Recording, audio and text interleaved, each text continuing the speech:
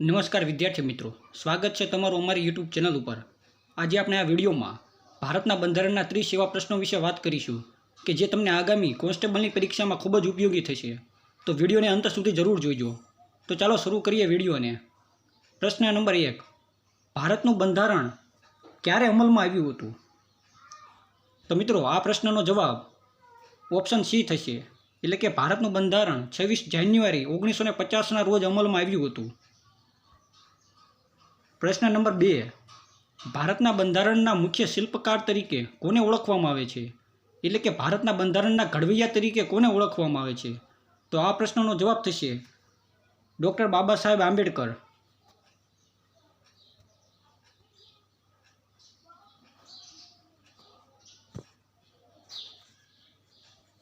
પ્રશ્ન નંબર 3, ભારતનું બંધારણ કઈ સંસ્થાએ તૈયાર કર્યું હતું? તો આ પ્રશ્નનો જવાબ ઓપ્શન સી, એટલે કે બંધારણ સભા દ્વારા ભારતનું બંધારણ તૈયાર કરવામાં આવ્યું હતું। આગળ પ્રશ્ન નંબર 4, નીચેના પૈકી કયો શબ્દ બંધારણના પ્રસ્તાવનામાં સમાવિષ્ટ નથી? એટલે કે ભારતના બંધારણના આમુખમાં ન હોય તેવો શબ્દ। તો નીચેનામાંથી રાજશાહી શબ્દ, એટલે કે ઓપ્શન સી જવાબ આવશે। રાજશાહી શબ્દ ભારતના આમુખમાં, એટલે કે ભારતના બંધારણના પ્રસ્તાવનામાં સમાવિષ્ટ થતો નથી। પ્રશ્ન નંબર 5, બંધારણના અનુચ્છેદ 14 થી 18નો સંબંધ કઈ બાબત સાથે છે? તો આ પ્રશ્નનો જવાબ ઓપ્શન સી સમાનતાના હક સાથે 14 થી 18 કલમો, એટલે કે બંધારણની અનુચ્છેદ 14 થી 18 સમાનતાના હક માટે છે। આગળ પ્રશ્ન નંબર 6, મૂળ બંધારણમાં કેટલા ભાગો હતા?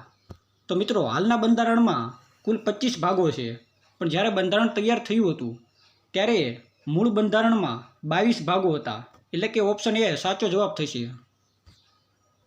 પ્રશ્ન નંબર 7, અનુચ્છેદ 370 કયા રાજ્ય સાથે સંકળાયેલો હતો? તો મિત્રો આ પ્રશ્નનો જવાબ જમ્મુ કાશ્મીર થશે, એટલે કે ઓપ્શન બી જમ્મુ કાશ્મીર રાજ્ય સાથે 370ની કલમ સંકળાયેલી હતી। આગળ પ્રશ્ન નંબર 8, અનુચ્છેદ 21A અંતર્ગત કયો હક આપવામાં આવ્યો છે? તો મિત્રો અનુચ્છેદ 21A હેઠળ ઓપ્શન સી, એટલે કે મફત અને ફરજિયાત શિક્ષણનો હક અનુચ્છેદ 21A આપવામાં આવ્યો છે। પ્રશ્ન નંબર 9, ભારતનું બંધારણ તૈયાર કરતી વખતે વિવિધ પ્રેરણાઓ કયા સ્ત્રોતમાંથી લેવામાં આવી હતી? તો આ પ્રશ્નનો જવાબ ઓપ્શન સી વિવિધ દેશોના બંધારણમાંથી લેવામાં આવી હતી।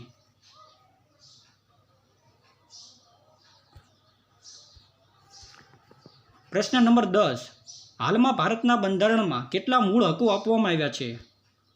તો મિત્રો હાલ ભારતના બંધારણમાં મૂળભૂત હકો 6, એટલે કે ઓપ્શન બી જવાબ સાચો આવશે।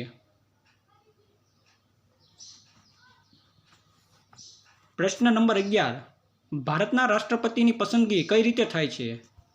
તો ભારતના રાષ્ટ્રપતિની પસંદગી ચૂંટાયેલા પ્રતિનિધિઓના મતદાન દ્વારા થાય છે। સી ઓપ્શન સાચો જવાબ આવશે। પ્રશ્ન નંબર 12, નાગરિકોના કર્તવ્ય કયા અનુચ્છેદમાં દર્શાવ્યા છે?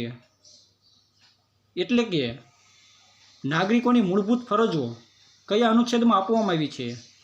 તો આનો જવાબ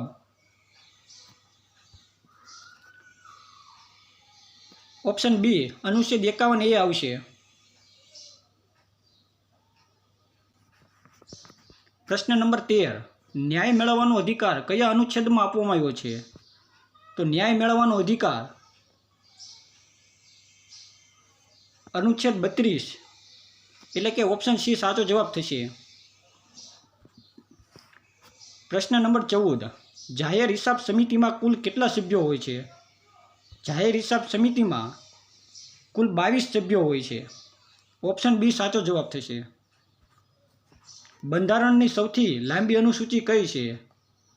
તો મિત્રો બંધારણમાં કુલ 12 અનુસૂચિ છે, જેમાં સૌથી લાંબી અનુસૂચિ 7મી અનુસૂચિ છે। ઓપ્શન સી સાચો જવાબ।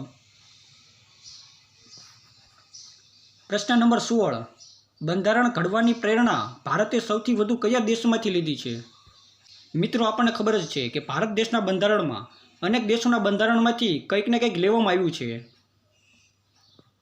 તો આ બધા દેશોમાંથી સૌથી વધુ USA એટલે કે અમેરિકામાંથી સૌથી વધુ પ્રેરણા લેવામાં આવી છે. ઓપ્શન એ સાચો જવાબ થશે. પ્રશ્ન નંબર 17. ભારતના રાષ્ટ્રપતિ બનવા માટે કઈ લાયકાત જરૂરી નથી? તો નીચેનામાંથી રાષ્ટ્રપતિ બનવા માટે ભારતીય નાગરિક હોવો જરૂરી છે. ઓછામાં ઓછી 35 વર્ષની ઉંમર પણ હોવી જરૂરી છે. પણ લોકસભાનું સભ્ય હોવું જરૂરી નથી. એટલે ઓપ્શન સી સાચો જવાબ થશે. અને માન્ય મતદાર હોવો પણ જરૂરી છે. એટલે આ પ્રશ્નનો જવાબ લોકસભાનું સભ્ય હોવું જરૂરી નથી. એટલે ઓપ્શન સી જવાબ સાચો થશે. આગળ પ્રશ્ન નંબર 18. બંધારણમાં મૂળભૂત હકો કયા ભાગમાં સમાવિષ્ટ છે?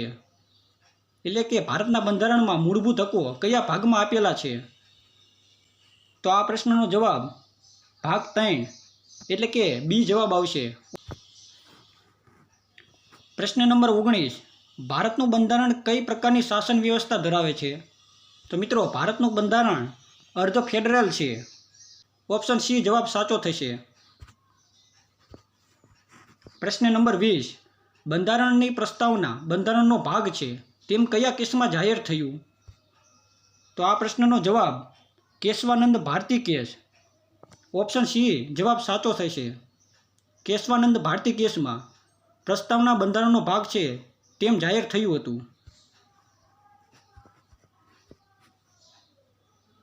પ્રશ્ન નંબર 21. ભારતનું બંધારણ કોણે ઘડ્યું? તો મિત્રો, ભારતનું બંધારણ સભા દ્વારા ઘડવામાં આવ્યું હતું. એટલે ઓપ્શન બી જવાબ સાચો થશે.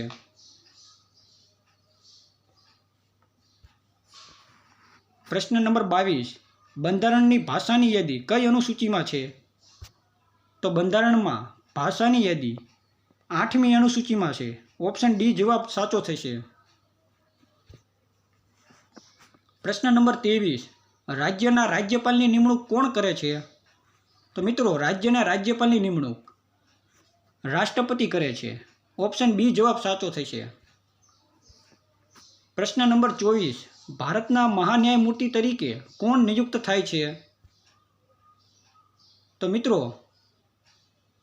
આ પ્રશ્નનો જવાબ રાષ્ટ્રપતિ દ્વારા નિમાયેલ વ્યક્તિ એટલે કે ઓપ્શન ડી જવાબ સાચો થશે. પ્રશ્ન નંબર 25. લોકસભામાં મહત્તમ કેટલા સભ્યો હોઈ શકે છે? તો લોકસભામાં મહત્તમ એટલે કે વધુમાં વધુ 552 સભ્યો હોઈ શકે છે. ઓપ્શન સી જવાબ સાચો. પ્રશ્ન નંબર 26. બંધારણ મુજબ ભારતમાં કેટલા પ્રકારના ન્યાયાલય છે? તો આ પ્રશ્નનો જવાબ 3 એટલે કે ઓપ્શન સી જવાબ સાચો થશે. પ્રશ્ન નંબર 27. રાજ્યસભાના સભ્યોની અવધિ કેટલા વર્ષોની હોય છે? એટલે કે રાજ્યસભાના સભ્યોનો કાર્યકાળ કેટલા વર્ષનો હોય છે? તો આ પ્રશ્નનો જવાબ 6 વર્ષ એટલે કે રાજ્યસભાના સભ્યોનો કાર્યકાળ 6 વર્ષનો હોય છે. પ્રશ્ન નંબર 28. નાગરિકતા વિષયક કલમો કઈ કલમોમાં છે? કલમ 5, કલમ 6 કે કલમ 7માં? તો મિત્રો, આમાં ઉપરોક્ત બધું એટલે કે ત્રણેય કલમોમાં નાગરિકતા વિષયક કલમો છે. ઓપ્શન ડી જવાબ સાચો. પ્રશ્ન નંબર 29. વડાપ્રધાનની નિમણૂક કોણ કરે છે? મિત્રો, વડાપ્રધાનની નિમણૂક રાષ્ટ્રપતિ કરે છે. ઓપ્શન બી જવાબ સાચો. પ્રશ્ન નંબર 30. ધર્મનિરપેક્ષ શબ્દ બંધારણમાં ક્યારે ઉમેરાયો? તો મિત્રો, 42માં બંધારણીય સુધારા દ્વારા બંધારણમાં ધર્મનિરપેક્ષ શબ્દ ઉમેરવામાં આવ્યો છે. ઓપ્શન બી જવાબ સાચો થશે. હવે મિત્રો, આ વિડીયો જો તમને પસંદ આવ્યો હોય તો વિડીયોને લાઇક જરૂરથી કરી દેજો અને સાથે તમારા મિત્રોને શેર કરીને આ ચેનલને સબસ્ક્રાઈબ પણ જરૂરથી કરીજો, જેથી જ આવી કોમ્પિટિટિવ એક્ઝામને લગતી તમામ જાણકારી તમને આ ચેનલ ઉપરથી મળતી રહે.